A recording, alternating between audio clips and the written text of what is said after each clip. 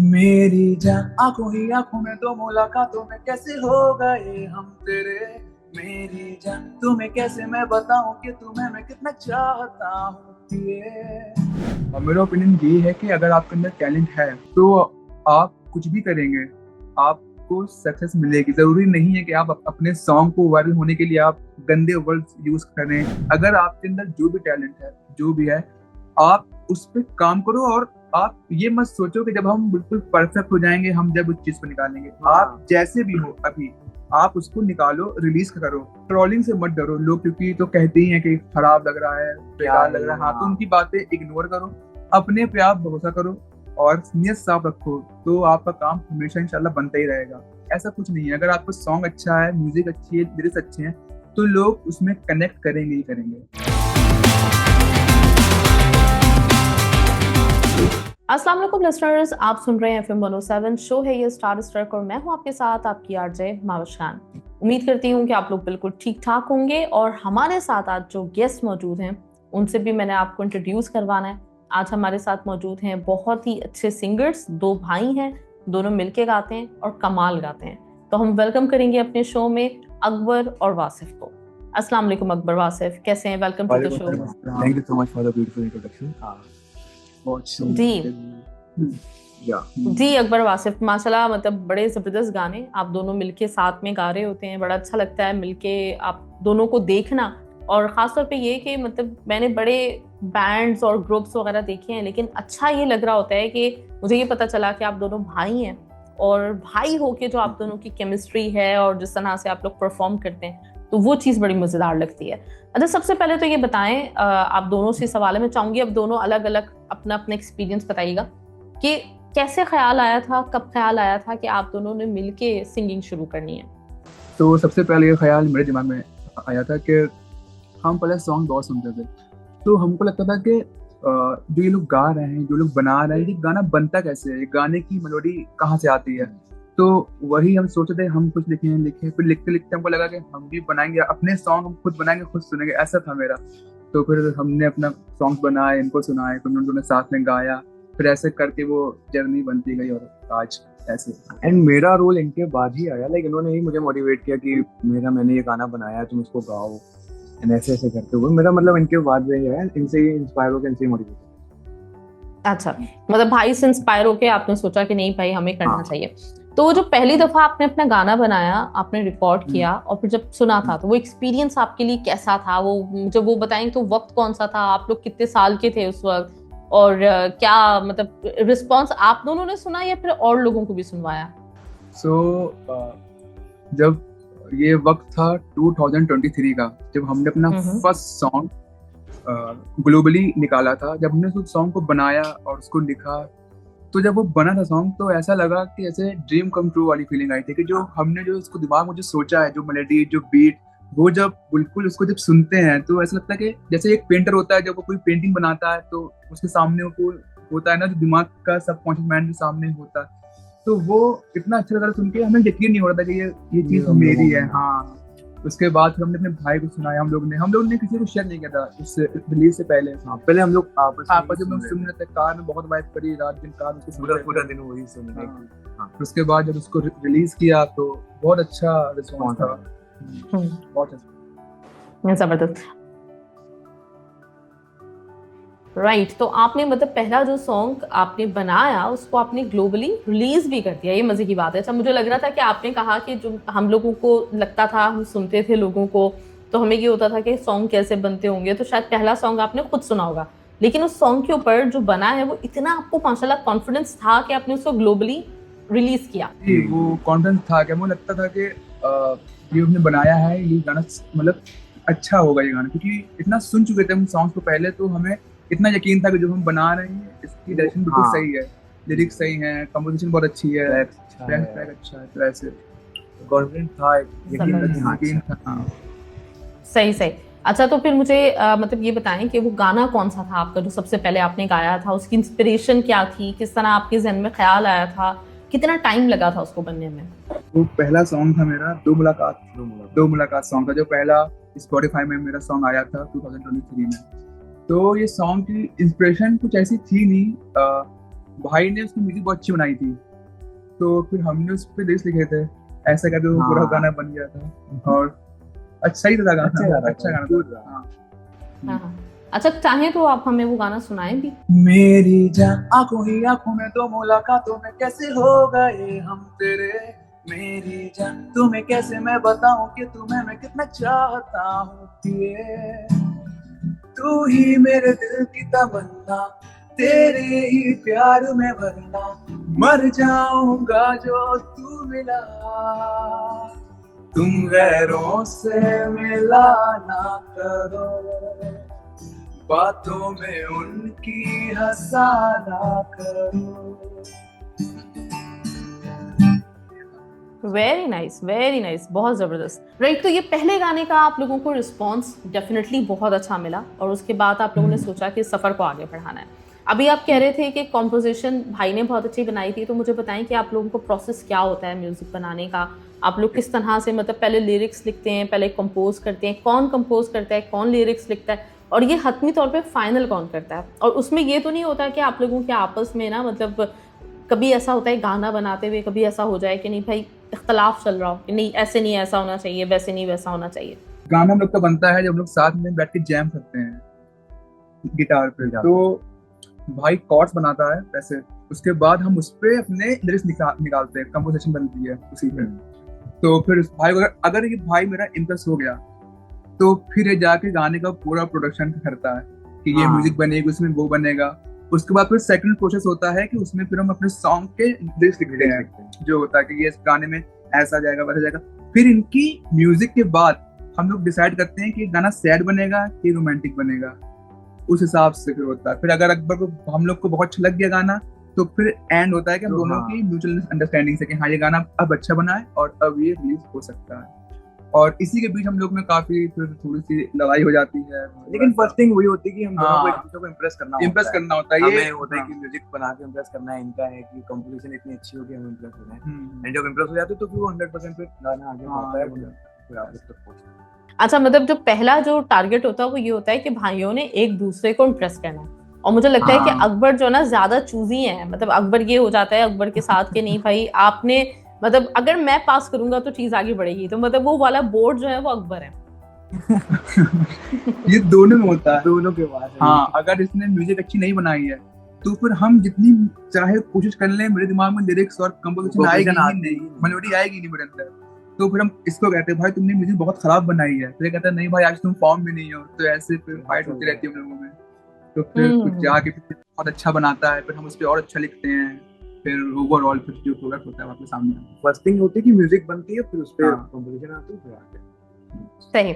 अच्छा, ये आप लोग मुझे थोड़ा सा ना अपना बैकग्राउंड भी बताइए, एक ये कि आप कहाँ रहते हैं इंडिया में, आपका कहाँ से ताल्लुक है, थोड़ा सा अपनी फैमिली के बारे में, और आप दोनों पर्सनली मतलब अपनी प्रोफेशनल लाइफ में क्या करें, क्या म्यूजिक के अलावा कुछ भी और भी हॉबीज हैं आप लोगों की, और क्या क्या मशगल हैं, क्योंकि डेफिनेटली आपके जो फैंस हैं वो ये सब कुछ जानना चाहेंगे। तो हम लोग हैं कानपुर उत्तर प्रदेश से, इंडिया के, एंड ये सिविल इंजीनियर है वासिफ भाई। मैं अभी last year 12th pass out किया मैंने, एंड अभी मैंने इंडियन का मेडिकल एग्जाम होता है, एंट्रेंस एग्जाम, वो मैंने अभी नीट होता है, तो उसका मैंने एग्जाम अभी दिया, let's wait for the result. और हमारी फैमिली में मम्मी है, फादर है, एक मेरी सिस्टर है वो भी डेंटिस्ट है, तो हम लोग की फैमिली है 5 लोग की। तो ग्रेट, मतलब इंजीनियर, डेंटिस्ट, और अब जो है वो इन्होंने मेडिकल के एग्जाम्स दिए, तो यानी घर पे जो पढ़ाई का रुझान है वो बहुत ज्यादा है, और पेरेंट्स की तरफ से डेफिनेटली पढ़ाई के ऊपर सख्ती है। जब भी माशाल्लाह, मतलब एक भाई इंजीनियर बना है, दूसरी डेंटिस्ट बनी है, और तीसरी भी डॉक्टर बनेंगे, तीसरे भी। तो यहाँ पे पेरेंट्स की तरफ से जब आप लोगों ने इतनी कम एज में आप लोगों ने म्यूजिक शुरू किया, तो कुछ ऑपोजिशन का सामना करना पड़ा कि नहीं पहले पढ़ाई कंप्लीट करो, किन चक्करों में लग गए हो, अभी नहीं म्यूजिक होगा, ऐसा कुछ फेस करना पड़ा आप लोगों को? नहीं, ऐसा तो नहीं हुआ, क्योंकि बचपन से हम सॉन्ग्स गाते थे, सुनते थे, तो ये था कि हाँ की हॉबी है, और हमने भी इसको ऐसा हॉबी ही लिया था। पहले यूट्यूब पे कवर्स बनाते थे, फिर सॉन्ग बनाते थे, तो उनको लगता था कि हाँ पढ़ाई भी कर रहा है और इसकी हॉबी है कि खाली टाइम पे सॉन्ग बनाता है। मगर अब वो हॉबी इतनी आगे तक निकल गई कि वो फेस बीच में आ नहीं पाया कि खाली म्यूजिक नहीं करनी, क्योंकि हमने साथ में पढ़ाई भी करी थी और फिर हम म्यूजिक भी करते थे, तो दोनों चीज बैलेंस थी। और घर वालों का भी ये था कि तुम पढ़ाई करो, उसके बाद तुम्हें जो करना तुम करते हो साइड में, तो मतलब एक चीज नहीं करो, मतलब दोनों करो। उनको भी इंटरेस्ट वो म्यूजिक में, तो ऐसा कुछ। क्योंकि मेरी फैमिली भी थोड़ा सा म्यूजिकल फैमिली, सब लोग गाते आते हैं, जब हम लोग साथ में बैठते हैं, ईद हुई, जब लोग गेट टुगेदर हुआ तो सब लोग म्यूजिकल माहौल होता है, तो उनको लगता है कि इसकी हॉबी होगी गाता है। जबरदस्त जबरदस्त, ग्रेट, ये बड़ी अच्छी चीज है। लेकिन इसमें डेफिनेटली आप लोगों का भी, बहन भाइयों का कमाल भी है कि आप लोग अपने टाइम को बहुत अच्छी तरीके से मैनेज करके चल रहे हैं। तो ये भी मैं चाहूंगी कि अभी जो और मतलब ऐसे टीनेजर्स हैं जिनको म्यूजिक का बहुत शौक है या कोई और शौक है, उनको पेंटिंग्स का है, सब कुछ, घर वालों से डांट सुनने को अमूमन इसी वजह से मिलती है कि टाइम से इतना मैनेज नहीं कर रहे होते। तो आप लोग कुछ ऐसे टिप्स दें, आप लोग माशाल्लाह अभी भी यंग हैं, छोटे हैं, तो किस तरह से ये टाइम मैनेज आप लोग करते हैं? म्यूजिक एक साइड से पता है फुल टाइम, आपको हर वक्त ख्याल आते होंगे पढ़ाई के दौरान भी, कॉम्पोजिशंस के, लिरिक्स के, तो कैसे ये कर पाते हैं आप? तो सुबह जल्दी उठने से, सुबह जल्दी उठने से बहुत फायदा होता है। आप फजर के टाइम उठिए, 5 बजे तक, 5 बजे आप उठिए, उसके बाद मैं ऐसा बोलता हूँ कि आप पढ़ाई करो पहले उसके, तो एक तो घर में भी दिख जाता है कि हाँ तुमने पढ़ लिया, सुबह आप भी रिलैक्स रहते हो, उसके बाद पूरा दिन फ्री रहता है, आपका क्रिएटिव माइंड भी स्टार्ट हो जाता है कि ऐसा करना है ऐसा करना है, देन फिर कोई ऐसा मतलब एक प्रेशर नहीं रहता कि अभी पढ़ना है, अभी और पढ़ना है, अगर सबसे पहले पढ़ लो फिर बाकी। और ये जब ज्यादा इजी होता है कि अगर आपके पास कोई बाकी फालतू की चीज नहीं है, अगर आपको बहुत अपने फ्रेंड्स में जाना है, बहुत पार्टीज करनी है, तो फिर आप डेफिनेटली आप टाइम को मैनेज नहीं कर पाएंगे, क्योंकि दोनों चीजें फुल टाइम मांगती हैं, पढ़ाई भी और म्यूजिक भी। तो अगर बहुत इंटरेस्ट होगा किसी के अंदर तो वो ऑटोमेटिकली सब बैलेंस कर लेगा, हो जाता है, उसको समझाना ही नहीं पड़ेगा, वो कर लेगा बैलेंस। अच्छा, तो अब वासिफ, आपने इंजीनियरिंग अपनी कंप्लीट कर ली है, तो आपने मतलब प्रोफेशनली करियर शुरू करेंगे अपना एज इंजीनियर, या फिर आपका इरादा म्यूजिक को ही है फुल टाइम देने का? नहीं, मेरी खुद की कंस्ट्रक्शन कंपनी भी है, किंग कंस्ट्रक्शन। Wow, great. जी, तो साइड में हम वो भी करते हैं और ये भी करते हैं। अच्छा, मैंने देखा कि आप लोग इंस्टाग्राम पे बहुत ही मतलब रेगुलरली कुछ ना कुछ पोस्ट करते हैं, जैमिंग और ये सब कुछ, तो वो कौन सा वक्त होता है, कौन सा दिन का कोई आपने एक वक्त, जैसे टाइम मैनेजमेंट के हवाले से हम बात करें तो आपने कुछ एक मखसूस किया हुआ है कि ये वक्त होगा हमारा, रोजाना हम जाम करेंगे बैठकर?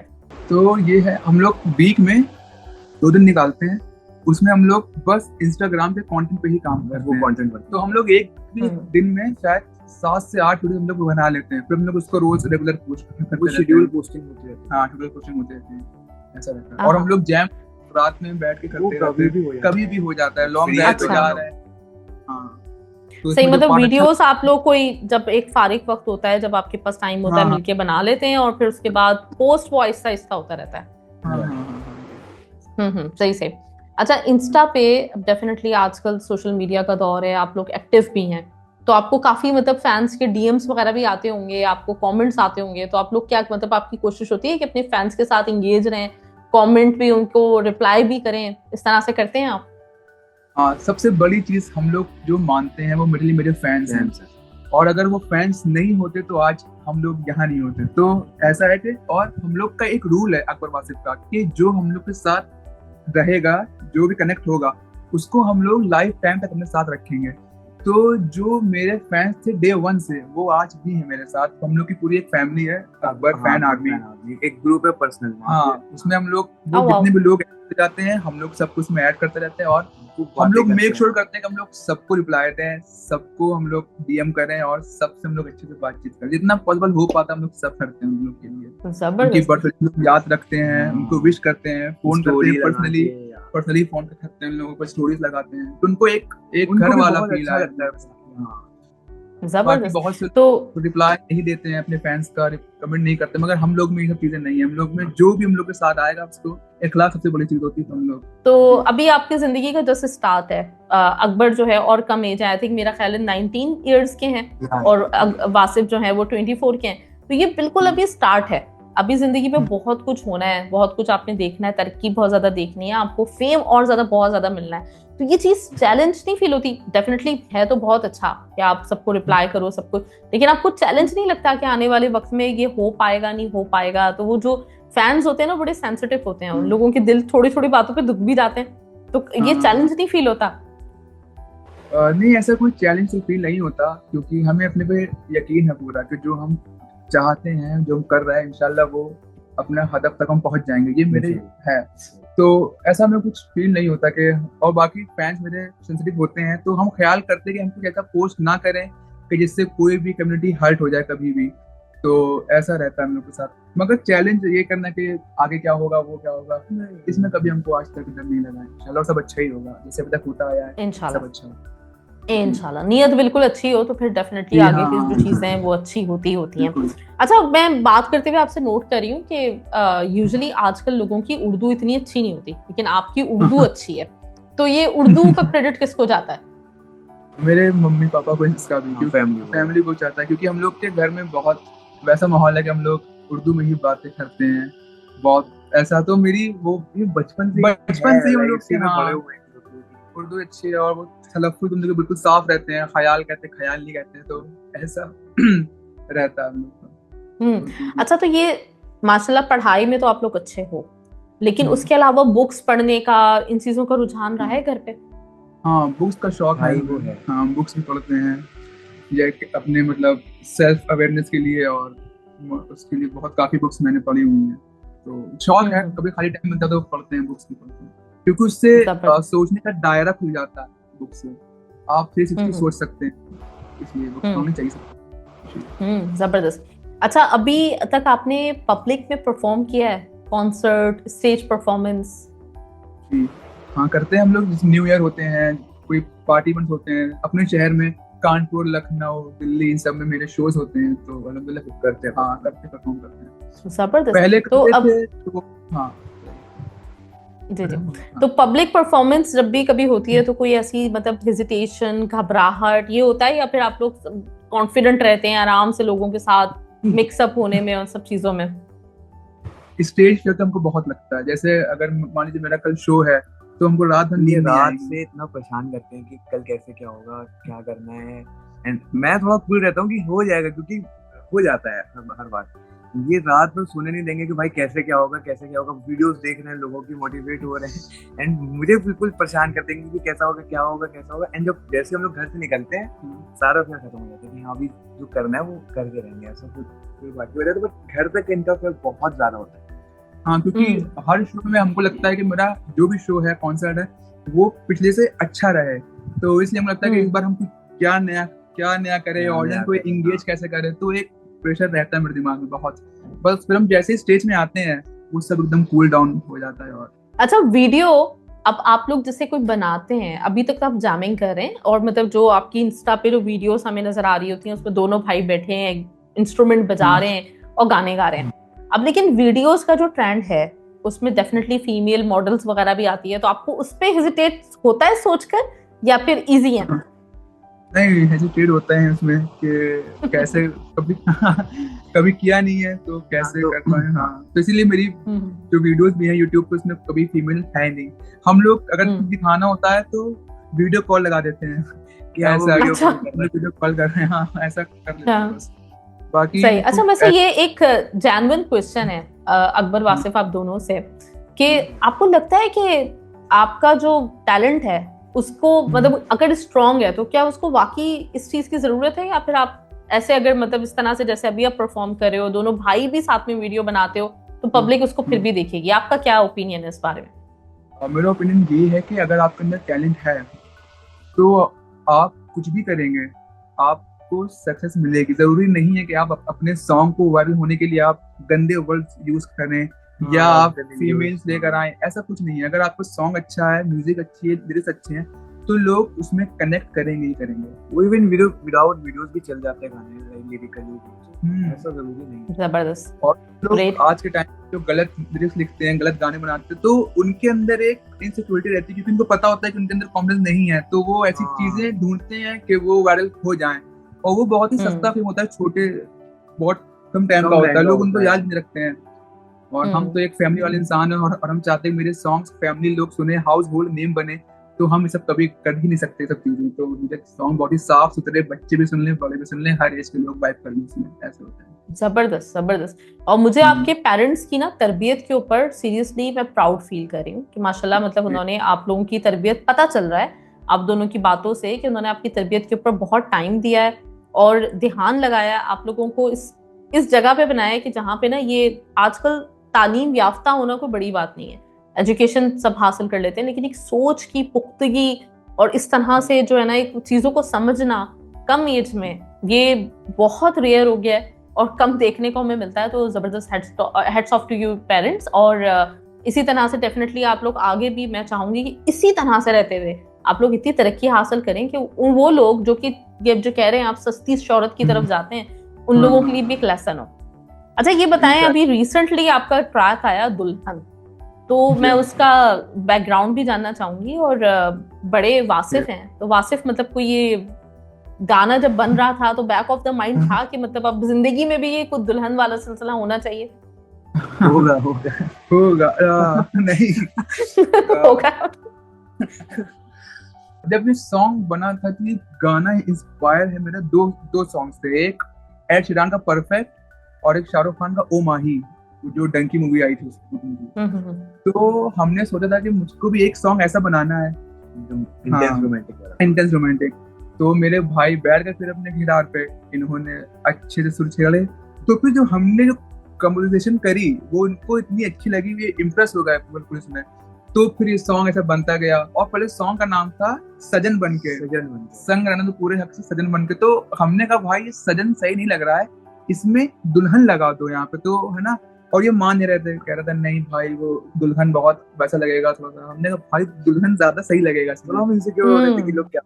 हाँ तो फिर वो हमने इनकी सुनी नहीं, हमने गाने में दुल्हन लगाया और फिर उसके अराउंड फिर हमने दोबारा फिर वो सॉन्ग हमने दोबारा लिखा उसको, और फिर वो म्यूजिक भी पूरा एक दुल्हन के पर्सपेक्टिव से लिखा गया।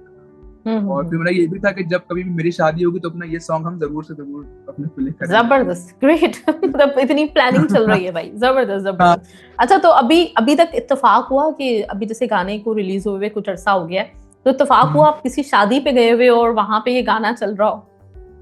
हाँ अभी हुआ था, जब वहाँ मोदी झील के पास, मेरे घर के पास है मोदी झील, तो वहाँ पे शादियाँ होती हैं, तो वहाँ पे दुल्हन की एंट्री हो रही थी और उसमें ये सॉन्ग बज रहा था।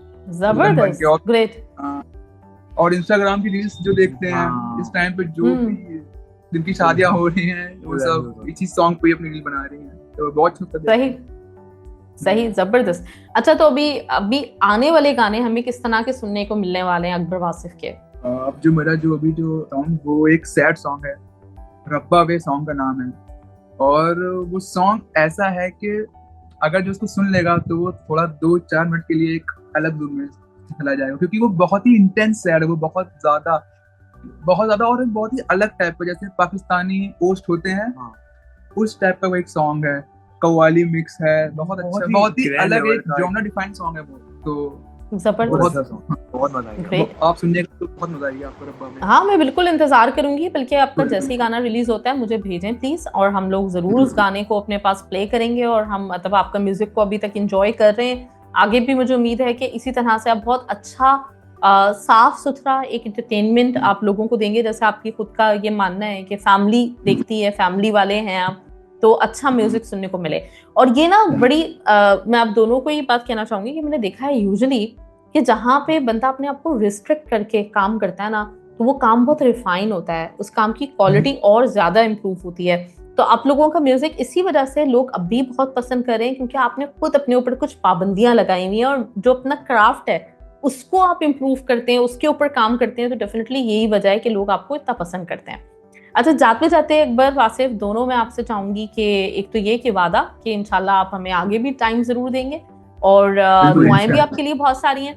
और फिर आपके जितने फैंस हैं जो आपको कतर में सुनेंगे, जो आपको इंडिया में सुनेंगे, जो आपको पाकिस्तान में सुनेंगे, दुनिया के कहीं पे भी हिस्से में देखेंगे, उनके लिए क्या कहना चाहेंगे? और खासतौर पे जो बनना चाहते हैं म्यूजिशियन, उनके लिए भी कुछ आपकी तरफ से। तो मेरे जितने भी फैंस जितने सुन रहे हैं, हम उनसे ये कहना चाहते हैं कि अगर आपके अंदर जो भी टैलेंट है, जो भी है, आप उस पर काम करो। और आप ये मत सोचो कि जब हम बिल्कुल परफेक्ट हो जाएंगे हम जब उस चीज को निकालेंगे। आप जैसे भी हो अभी आप उसको निकालो, रिलीज करो, और ट्रोलिंग से मत डरो। लोग क्योंकि तो कहते ही हैं कि खराब लग रहा है, बेकार लग रहा है, हाँ, तो उनकी बातें इग्नोर करो, अपने पे आप भरोसा करो और नीयत साफ रखो, तो आपका काम हमेशा इंशाल्लाह बनता ही रहेगा। बस यही कहना चाहेंगे हम इन लोगों से, क्योंकि अगर आप हाँ अच्छा एक चीज और, आपका मुझे पता चला था कि आप लोगों ने जो पहला गाना भी अपना बनाया तो अपने मोबाइल पे, और जो मतलब जो आपके जो इक्विपमेंट्स आपने यूज किए थे वो बिल्कुल सादा से थे, कुछ ऐसा कुछ खास नहीं था, फिर भी आपका गाना बहुत चला। तो इस बारे में मैं चाहूंगी मतलब ये जाते जाते ये भी बताएं लोगों को कि मतलब आप का जो टैलेंट है वो इन चीजों का भी मोहताज नहीं है। हाँ सही, क्योंकि देखिए भाई मेरा कहने का मतलब यही था कि आप कभी भी परफेक्ट होने के चक्कर में अभी अपना आप काम रोकिए नहीं कि जब हम ये कर देंगे वो कर लेंगे, इतना बड़ा स्टूडियो। क्योंकि जब हमने अपना सॉन्ग बनाया था तो मेरे पास एक iPhone X था, उसकी हैंड फ्री थी, और उसके अंदर एक ऐप आता है गैराज बैंड, उससे हमने अपना पहला सॉन्ग बनाया था दो मुलाकात। और वो सॉन्ग क्योंकि गाना अच्छा था, लिरिक्स अच्छी थी, इंटेंशंस अच्छी थी, वो गाना मेरा वर्क कर गया। और उसके बाद 2023 के मेरे जितने भी सॉन्ग थे वो सब मेरे फोन से ही जबरदस्त बने हुए थे, भी सुनते थे, कार में भी सुनते थे, कोई फर्क, हाँ कोई मतलब कहता नहीं था कि ये सॉन्ग स्टूडियो का नहीं है कि ये एक फोन का सॉन्ग है।